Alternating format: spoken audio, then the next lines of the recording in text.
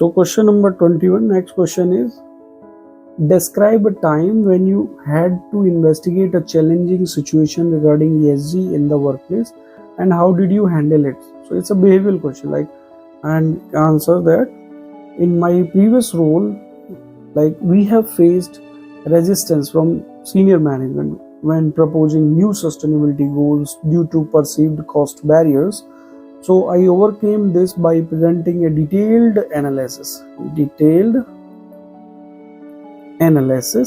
of long-term long-term financial benefits such as energy savings and aligned with the sustainability goals with the company's values, and this resulted in gaining the buy-in and successfully implementing the changes. Next question now. Question number 22nd. How do you handle competing priorities when working on ESG initiatives?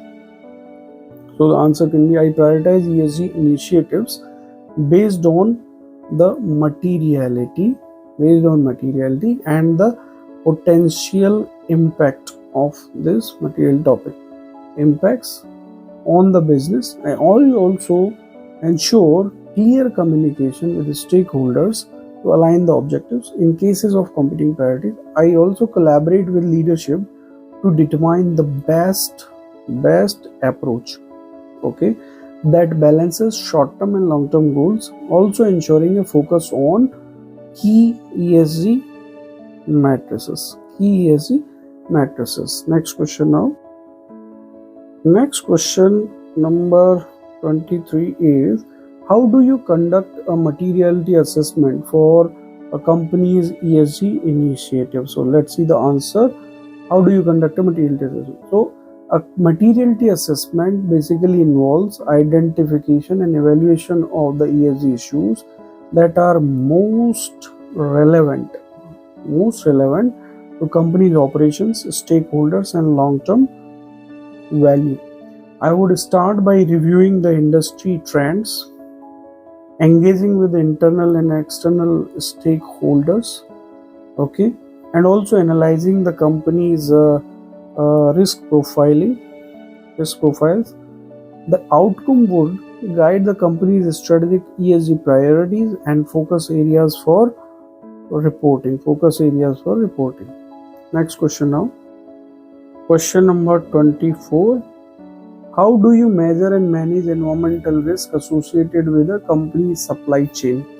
Environmental risk. Answer can be, I would assess the environmental risk in supply chain by reviewing supplier practices, understanding the resource uses, like water and energy, and evaluating transportation, logistics impact also.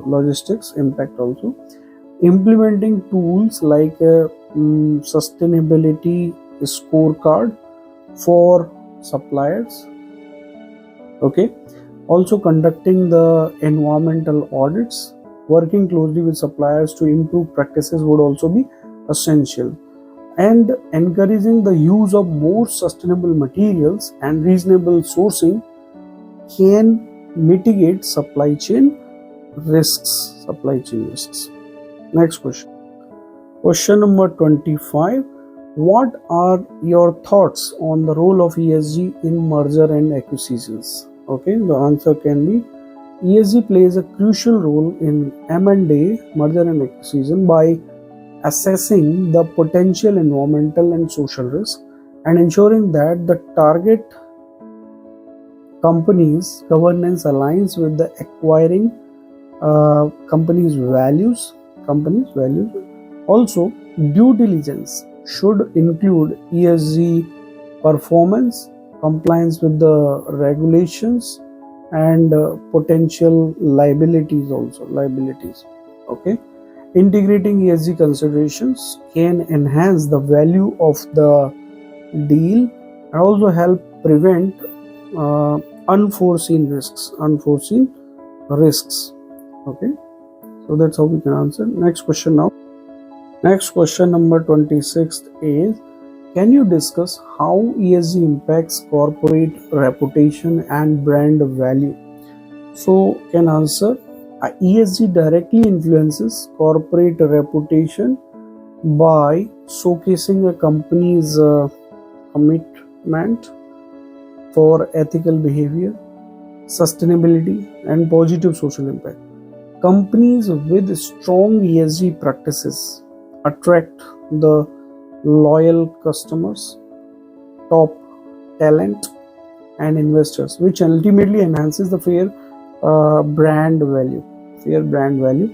Conversely, poor ESG practices can lead to, we can say, negative publicity, okay, loss of customers' trust, and also declining the market share. Declining market share. Next question. Question number 27. How do you engage employees in companies' ESG initiatives? Very important. Okay. How do you engage people? Engaging employees, which are basically internal stakeholders, requires creating a clear communication strategy. Communication strategy that explains the company's ESG goals and how each employee contributes to them actually. And this could include training programs, incentives for sustainable practices, and encouraging employees driven initiatives. Also, establishing a loop, feedback loop through surveys and involving employees in ESG related decision making can also help foster a sense of ownership actually. Okay, this is very important. Ownership. Next question. Question number 28. How do you ensure a company is meeting its ESG governance standards? ESG governance standards. So answer like, I ensure the company meets its ESG governance standards by regularly reviewing its policies, also ensuring there is a dedicated team for ESG, establishing clear guidelines for ethical behavior and also for decision making. This includes maintaining transparency in operations, ensuring compliance with regulations, and periodically auditing ESG performances. Okay, and I would also recommend setting up an independent ESG committee, okay, within the board to oversee the governance. Thank you, friends. Let's see another question. Next question is question number 29. What steps would you take to improve transparency in ESG reporting? What steps? So, to improve transparency, I would advocate for detailed and consistent reporting. Okay, this is consistent reporting on ESG activities, including clear communication of the ESG goals, the progress, the challenges, and also outcomes of them. I would also ensure that the data is verifiable and aligned with recognized reporting frameworks such as GRI, SASB, TCFD, etc. And also providing a clear narrative along with quantitative data helps stakeholders to understand the company's true ESG performance. Okay, let's see another question. Question number 30. How would you handle a situation where senior management is not fully committed to ESG initiatives? Most frequently asked question. So the answer, like, if senior management is not fully committed to ESG, I would first attempt to present a compelling business case. Okay, highlighting what? The long-term financial benefits, risk mitigation, and alignment with the market trends. I would also use the data, case studies, and industry benchmarks to illustrate the importance of integrating ESG. Building a coalition of support from other stakeholders such as employee or investors can also help driving the change. If still the resistance persists, I would seek external expertise to assist in implementing ESG strategies or recommending the incremental changes. Okay, incremental changes? Let's see another question. Question number 31. How would you ensure diversity and inclusion are integrated into the company's governance structure?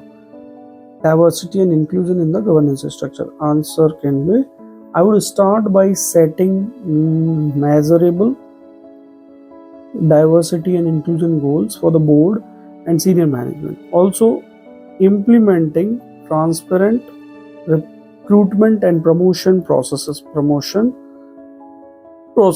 that prioritize inclusivity, offering diversity training programs, and establishing mentorship initiatives that can help ensure diverse perspectives are represented. Also, like regular reviews of diversity metrics would allow for ongoing adjustments. Next question. Question number 32. What methods do you use to measure and report on ESG performance to stakeholders? Okay. What methods to use for measure and report? Answer can be, I use a mix of quantitative metrics to assess ESG performance. For the environmental aspect, this could include metrics like carbon emissions, water usage, and waste reductions. Social performance could be measured through employee engagement, diversity, okay, community impact. And for governance, we can say I would report on board composition, ethical policies, and compliance with regulations. Regular reports based on internationally recognized frameworks such as GRI, TCFD, SASB also would help maintain transparency. Next question. Question number 33. Can you explain how you would assess the risk of climate change to a company? Climate change risk. Answer can be, I would conduct a climate risk assessment CRA by reviewing both physical and transitional risks. Physical risk, which will include the potential impact of extreme weather events on the company's operations and assets as well.